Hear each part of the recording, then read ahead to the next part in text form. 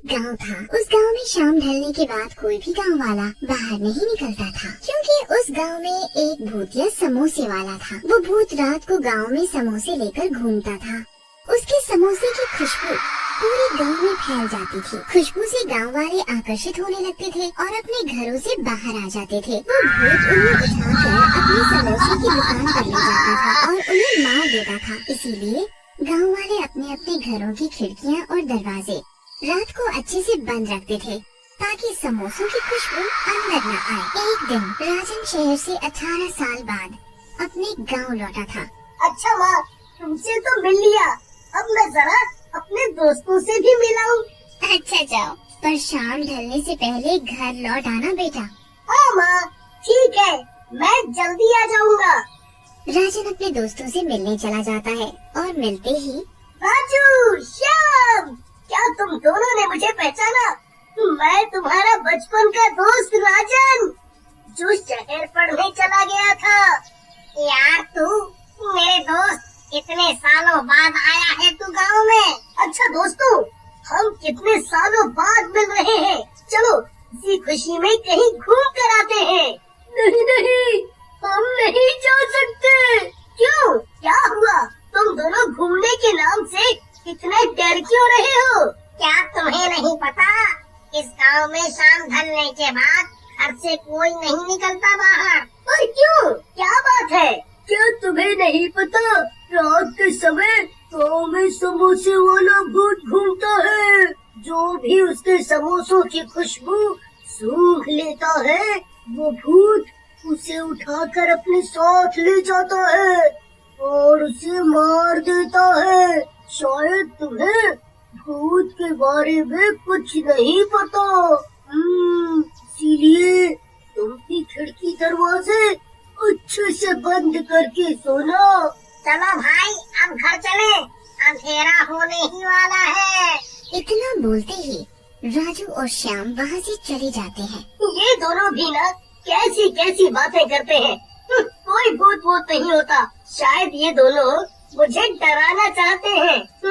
अगर कोई ऐसी बात है तो माँ से जाकर पूछता हूँ। राजन वहाँ से अपने घर जाता है और अपनी माँ को सब बताता है।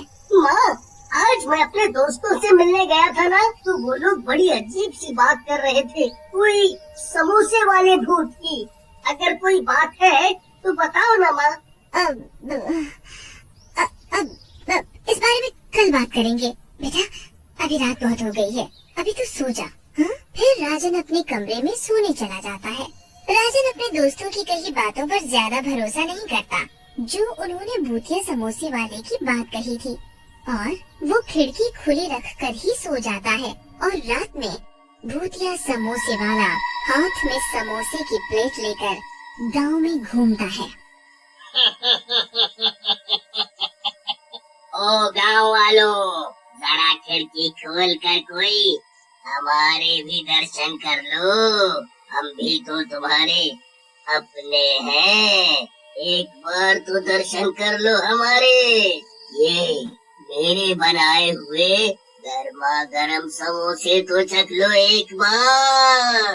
पर किसी के भी घर की खिड़की नहीं खुली होती। कोई बात नहीं, मैं खुद ही देख लेता हूँ कि आज कौन मरेगा मेरे हाथों से। ऐसा तो हो ही नहीं सकता कि आज मैं खाली हाथ यहाँ से जाऊँ।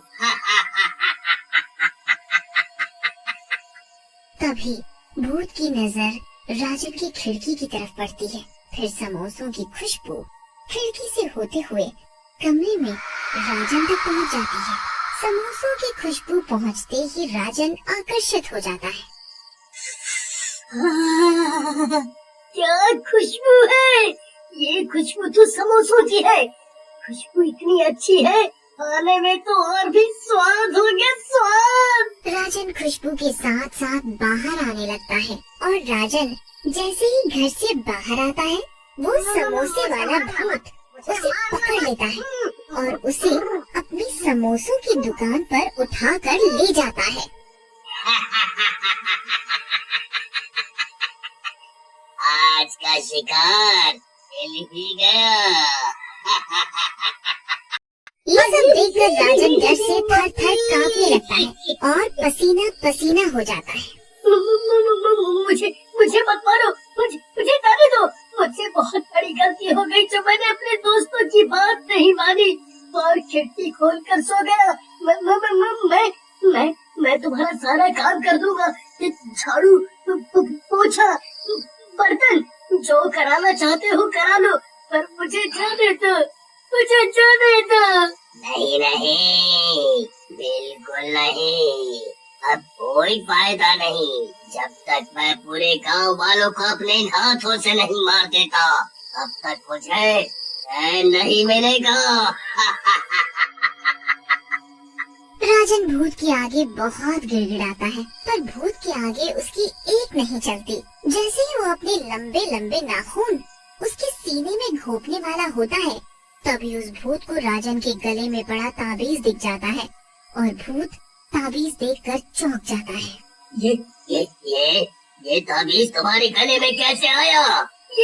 ये ताबीज मेरे पिताजी की आखिरी निशानी है। माँ ने बताया था जब मैं बहुत छोटा था, तब मेरे पिताजी ने मुझे ये ताबीज पहनाया था, पर वो अब इस दुनिया में नहीं है। ये बात सुनते ही भूत की आंखों में आंसू आ जाते हैं। ये ताबीज मेरा है और मैं तुम्हारा पिता हूँ।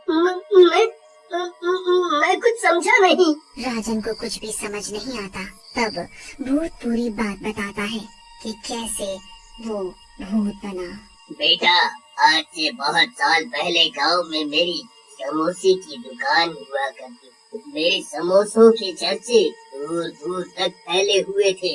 एक दिन सरपंच के बेटे ने भी समोसों की दुकान मेरी दुकान के बिल्कुल सामने खोल ली, पर उसके बनाए समोसे स्वादिष्ट नहीं थे और बासी भी बहुत थी। इस वजह से सभी उसके बनाए समोसे नहीं खरीदते थे। मेरे बनाए समोसे ताजा और स्वादिष्ट होते थे और उसकी खुशबू से ही लोग अपने आप मेरी दुकान पर खींचे चले आते थे और कई समोसे खा जाते थे और तो और अपने घर के लिए भी रखवा कर ले जाते थे। इस वजह से सरपंच का लड़का मुझसे बहुत चिढ़ता था।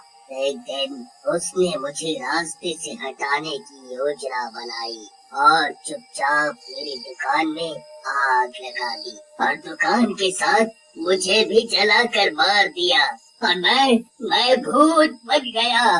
अब जब तक मैं उसे मार नहीं देता, मेरी आत्मा को शांति नहीं मिलेगी। पिताजी, अगर आपकी मौत सरपंच के बेटे की वजह से हुई है, तो आप गांव वालों को क्यों मार रहे हो? बेटा, जब मेरी दुकान में आग लगी थी, तब किसी ने भी मेरी मदद नहीं की। सभी खड़े खड़े देख रहे थे बस। इसलिए मैं इन सबको मार दूंगा, पर मैं अभी तक सरपंच के बेटे को मारकर अपना बदला नहीं ले पाया, क्योंकि वो अपने घर को हमेशा बंद रखता है, कभी भी बाहर नहीं आता।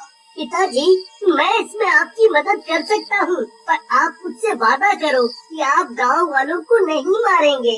भूतिया समोसे वाला राजन की बात मान लेता है और फिर राजन पूरी योजना बनाता है कि कैसे सरपंच के लड़के को घर से बाहर निकाला जाए। योजना के हिसाब से एक दिन राजन चुपके से सरपंच के घर की खिड़की पर समोसे से भरी प्लेट रखाता है। कुछ देर बाद सरपंच का बेटा समोसे की खुशबू से आकर्षित हो जाता है और घर से बाहर आ जाता है। अब मैं तुझे मार कर अपना बदला लूंगा। पर तुम मुझे मारना क्यों चाहते हो? है? और इस राजन को तो तुम कुछ भी नहीं कर रहे हैं? क्योंकि तुम मेरे कातिल हो। तुमने मुझे मारा है, इसने नहीं, और गांव वाले भी निर्दोष हैं। मैं और तुम्हारा कातिल? कौन हो तुम? कौन हो तुम? इसके बाद भूत अपने असली रूप में आ जाता है। बंसी, तुम? ठीक पहचाना, बंसी हूँ मैं। तुमने मुझे जलाकर मार डाला था, याद आया?